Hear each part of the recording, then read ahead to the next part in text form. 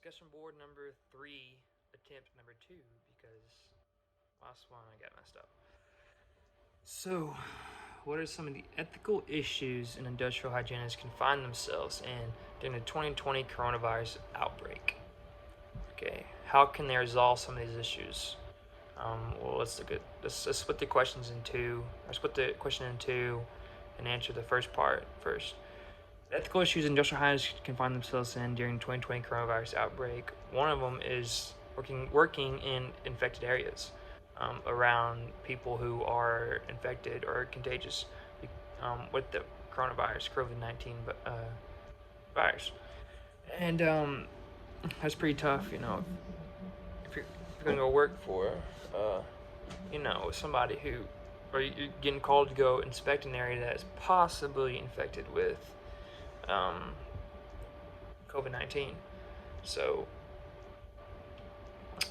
that's probably the biggest ethical issue you're gonna find. Another ethical issue would be, obviously the supply and demand might go up for industrial hygienists. They may be asked to go clear a lot more places out than usual. It might be more in demand.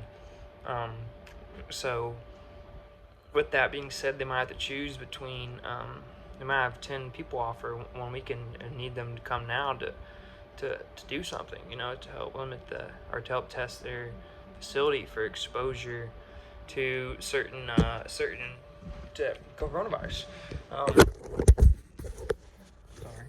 Another thing maybe is they may be asked, obviously a lot of coronavirus cases, they might have an ethical issue because they might have to go test for other things too. They might have their normal job, what they usually do in air environments like that, and test for other diseases.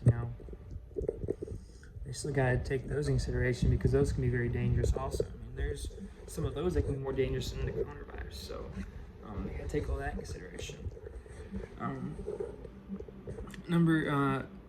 So that'd be part one.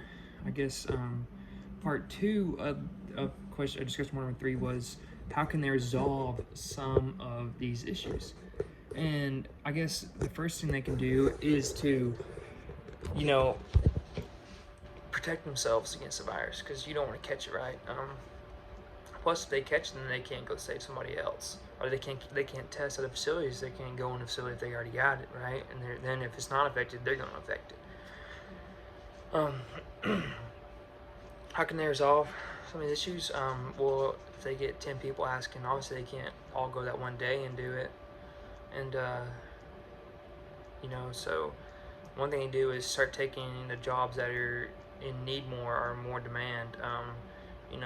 Food places obviously is a big one. Like, if, the peanut place down the road thinks they got a coronavirus case, boom, shut that place down because, we love our peanut butter, but they need to, be safe. They don't need to be putting coronavirus in a can and shipping it across the world, right? So take food places, obviously I would go first. Food or healthcare places. Hospital, or not hospital, but obviously a hospital has coronavirus in it. But like a place that makes healthcare supplies or something like that, if one of their workers have it, they can't be putting on all the supplies, or infecting all the supplies before they ship them out. That's just not right. I know coronavirus doesn't last super long in the environment, but you never know. So how can they resolve some of these issues? Obviously, supply and demand. Places that need it the most, do that first before you go do anything. Other places are, healthcare, food industries, take those in consideration, do those first. Number 2 is, be safe with yourself. Don't if you're feeling symptoms, don't go to a place. Or, if there's a place that has a lot of that you find that, shut the place down. Don't be lenient. I know it'd be hard to tell an employer that you have to shut down, but it's for the better good of society. And so don't be hesitant. Do that. Shut them down and get it fixed before you let them go back to work, because obviously that could save somebody's life, not only yours or person in society, but also employees of that place. Just save their lives. So do all that for sure. Do all that. And so yeah, that's it.